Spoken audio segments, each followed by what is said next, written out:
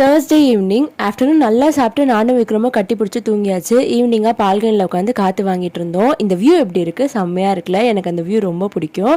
அப்புறம் பார்த்தீங்கன்னா 1,00,00,000 வருஷமாக துவைச்ச துணியெல்லாம் இந்த ரிக்ளைனர் மேலேயே இருக்குது. கொஞ்சம் கூட மனசு வர மாட்டேங்குது எடுத்து மடிக்க. சரி, அட்லீஸ்ட் இன்னைக்காவது எடுத்து மடிக்கலான்னு முடிவு பண்ணிட்டேன். அதுக்கப்புறம் பார்த்தீங்கன்னா விக்ரம் இந்த மாதிரி ஒரு குட்டி குட்டி வேலை செய்யும் போதெல்லாம் இன்வால்வ் பண்ணிடுவேன். அப்போ தான் அவனுக்கும் கொஞ்சம் எங்கேஜாக இருக்கும், கொஞ்சம் ஆக்டிவிட்டி பண்ண மாதிரி இருக்கும், அவனுக்கும் எல்லா வேலையும் கற்றுக்கிட்ட மாதிரி இருக்கும். ஏன்னா எப்பவுமே பொம்பளை பிள்ளைங்க தான் வேலை கற்றுக்கணும், வேலை செய்யணும்னு ஒன்றும் கிடையாதுங்க. ஆம்பளை பிள்ளைங்களும் எல்லா வேலையும் கற்றுக்கிட்டு எல்லா வேலையும் தானே செய்யணும். இனிமே வர ஜென்ரேஷனில் எல்லாத்தையும் நம்ம தான் மாற்றணும், நம்ம தான் எல்லாமே சொல்லிக் கொடுக்கணும். ஆம்பளை பிள்ளைங்கன்னா இப்படி, பொம்பளை பிள்ளைங்கன்னா இப்படின்றதெல்லாம் மாற்றிட்டு எல்லாருமே ஈக்குவல், எல்லாருமே செய்யணும் எல்லா வேலையும் அப்படின்ற மாதிரி நம்ம தான் மாற்றணும். ஸோ நான் என்னால் முடிஞ்ச அளவுக்கு அவனுக்கு எல்லா வேலையும் இப்போலேருந்தே குட்டி குட்டியாக சொல்லி கொடுத்துட்ருக்கேன். அதுக்கப்புறம் கொஞ்ச நேரத்தில் பார்த்தீங்கன்னா ஹஸ்பண்ட் வந்தாச்சு. ஹஸ்பண்ட் வரும்போது நானும் விக்ரமும் வாசல்லே நிற்போம். அவங்க கேட் பாஸ் மாதிரி ஸ்நாக்ஸ் எங்கள் கையில் கொடுத்தாதான் உள்ளே விடுவோம். இன்றைக்கும் கரெக்டாக ஸ்நாக்ஸ் வாங்கிட்டு வந்துட்டாங்கன்னு உள்ளே விட்டாச்சு.